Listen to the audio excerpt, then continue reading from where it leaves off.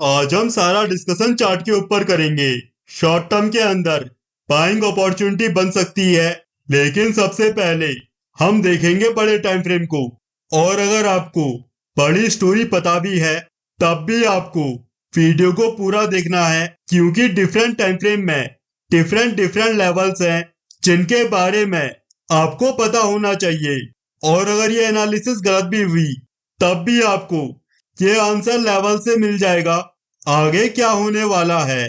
तो अभी आपके सामने खुला है बैंक निफ्टी का डेली टाइम फ्रेम, और इसके अंदर अपसाइड में 38% का लेवल इंपॉर्टेंट है, जहां पर हमने डिस्कस भी किया था। यहाँ पर बैंक निफ्टी का टॉप लग सकता है और यहीं से हमको गिरावट भी देखने को मिली। तो बड़े स्ट्रक्चर के अकॉर्डिंग जब तक प्राइस में 38% का लेवल ब्रेक नहीं होता है, तब तक इसके अंदर अपसाइड ओपन नहीं होगी। और अभी बड़े टाइम फ्रेम में शॉर्ट साइड में जो स्टॉप लॉस है वो भी 38% का है। और जब तक प्राइस इस लेवल के नीचे है, तब तक इसके अंदर इसका जो पिछला लो है उसके पास तक यहाँ पर आने की संभावनाएं हैं। और यहाँ पर इसके साथ में हम क्या कर सकते हैं, हम यहाँ पर रिट्रेसमेंट को ड्रॉ कर सकते हैं, लो टू हाई। और जब प्राइस यहाँ से नीचे कंटिन्यू होगा, तब यही लेवल्स इसके लिए सपोर्ट और रेजिस्टेंस का काम करेंगे। और अभी आप देखोगे तो प्रीवियस लो के पास में 38% का लेवल आ रहा है, और अगर ये लेवल ब्रेक होगा तभी जाकर नीचे के लेवल्स ओपन होंगे। तो अगर बाजार में गिरावट होती है, तो वहां पर आप इन लेवल्स को वहां पर फॉलो कर सकते हो। और ये तो है बैंक निफ्टी की बड़ी कहानी, लेकिन ये कहानी प्ले कैसे हो सकती है, इसे देखने के लिए एक बार हम चलेंगे 60 मिनट के टाइम फ्रेम में। और अभी आपके सामने जो करंट एरिया में गिरावट हो रही है वो एरिया खुला हुआ है। और लास्ट वीडियो में हम बात कर गए थे, प्राइस अगर 81% के ऊपर निकलता है तो फिर हमें 50% के पास की यहाँ पर चाल देखने को मिल सकती है, और उसके बाद यहाँ से गिरावट आ सकती है। और अगर आप देखोगे तो अभी एग्जैक्ट बाजार में यही हुआ है। लेकिन इसके साथ में मैंने आपको एक अपडेट और दिया था। अभी प्राइस में जो यहाँ पर गिरावट हो रही है वो इम्पल्सिव नहीं है, ये करेक्टिव नेचर की है। और ये 1 मिनट का टाइम फ्रेम खुला हुआ है, और अभी हम उस एरिया को देख रहे हैं जो गिरावट 50% के पास से यहाँ पर शुरू हुई है। और पोस्ट के अंदर मैंने आपसे 2 लेवल शेयर किए थे, जिसके अंदर प्राइस 2 दिन तक रेंज बाउंड था, और आज हमें फाइनली जाकर 81% का ब्रेकडाउन देखने को मिला है। लेकिन इसको अभी आप ब्रेकडाउन लेकर यहाँ पर मत चलना। सबसे पहले यहाँ पर मैं लेवल्स को यहाँ पर चेंज करता हूँ। और अगर करंट एरिया में हम यहाँ पर अगर एक्सटेंशन को यहाँ पर अप्लाई करते हैं, तो अभी प्राइस 100% के पास में यहाँ पर पहुंचने वाला है। और एक बार हम करंट एरिया में यहाँ पर ट्रेंड लाइन को भी ड्रॉ कर लेते हैं।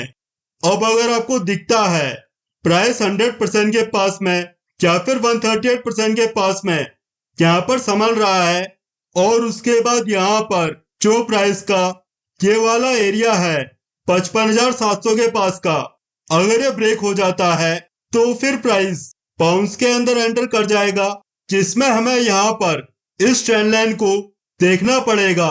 और एक बार यहाँ पर पैटर्न कंफर्मेशन को यहाँ पर चेक करना पड़ेगा। एक बार मैं 60 मिनट के टाइम फ्रेम में वापस से जाता हूँ, वहां पर पिक्चर अच्छे से समझ में आएगी। अभी प्राइस में यहाँ पर क्या पॉसिबिलिटी हो सकती है, जो हमने यहाँ पर प्राइस के अंदर 50% के पास की चाल देखी थी, वो प्राइस की ए वेव हो सकती है। और उसके बाद प्राइस यहाँ पर बी वेव की करेक्शन कर रहा है, और इसके बाद सी वेव को बनाने के लिए प्राइस यहाँ पर 100% या फिर 111% के पास में यहाँ पर जा सकता है। और इसकी संभावना कब बनेगी, जब हमें यहाँ पर पैटर्न कंफर्मेशन देखने को मिलेगी।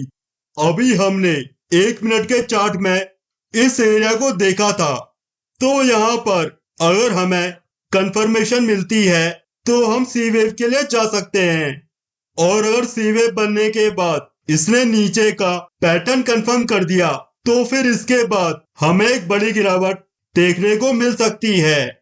और ये बात की बात है, वहां पर हमको देखना पड़ेगा नीचे के इंडिकेशन मिल रहे हैं या फिर नहीं मिल रहे हैं, क्योंकि जब इंडिकेशन मिलेंगे तभी वहां पर नीचे के लिए काम करना है। और अभी हमारे लिए यहाँ पर इंपॉर्टेंट है ऊपर की सी वेव। और अगर यहाँ पर हमें पैटर्न कंफर्मेशन मिलती है तो उसके बाद हम अपने ट्रेडिंग सिस्टम को यहाँ पर अप्लाई कर सकते हैं।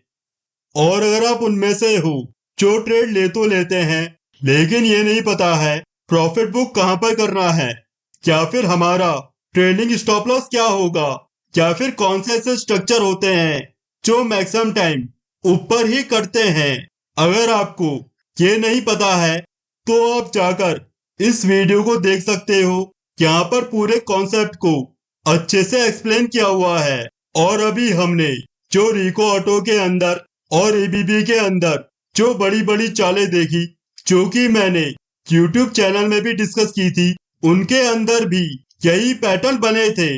तो अगर आप इस पूरे खेल को समझना चाहते हो तो वीआईपी मेंबरशिप में जाकर इस वीडियो को देख सकते हो, क्योंकि जितना इम्पोर्टेंट बाय करना होता है उतना ही इम्पोर्टेंट एग्जिट करना भी होता है। और अगर यहाँ पर कुछ भी चेंज लगेगा तो उसका अपडेट मैं आपको नेक्स्ट वीडियो में दूंगा या फिर पोस्ट में शेयर कर दूंगा। और अब एक बार हम निफ्टी का भी चार्ट देख लेते हैं। तो इसके अंदर डाउन साइड में 138% का लेवल इंपॉर्टेंट है। जब प्राइस इसके नीचे जाएगा तभी जाकर इसमें नीचे के लेवल ओपन होंगे। और एक बार इसे हम 15 मिनट के टाइम फ्रेम में देख लेते हैं। तो इसकी स्टोरी भी मैंने आपसे पोस्ट में शेयर करी थी। जब तक इसके लेवल ब्रेक नहीं होते हैं तब तक इसके अंदर पॉसिबिलिटी है कि यहाँ से एक ऊपर की चाल ले सकता है, जिसके लिए हमको यहाँ पर पैटर्न कंफर्मेशन को चेक करना पड़ेगा। और अभी डाउन साइड में जहां पर प्राइस है और जहां पर 23% का लेवल है, ये एरिया इंपॉर्टेंट है, क्योंकि अगर आप इस फॉल के अंदर एक्सटेंशन को अप्लाई करोगे तो इसका 100% का लेवल आ रहा है जहां पर अभी प्राइस है उसके आसपास, और 138% का लेवल आ रहा है 23% के पास में। तो अगर प्राइस यहाँ से रिवर्स होकर अपनी ट्रेंड लाइन को ब्रेक कर देता है और यहाँ पर हमें पैटर्न कंफर्मेशन देखने को भी मिलती है, तो ये भी एक ऊपर की चाल ले सकता है, जिसमें आप पैटर्न कंफर्मेशन के बाद यहाँ पर ट्रेंड लाइन को या फिर ट्रेडिंग सेटअप को साथ में अप्लाई कर सकते हो। और वैसे अभी इसके अंदर मैं बहुत बड़ी अपसाइड नहीं देख रहा हूँ।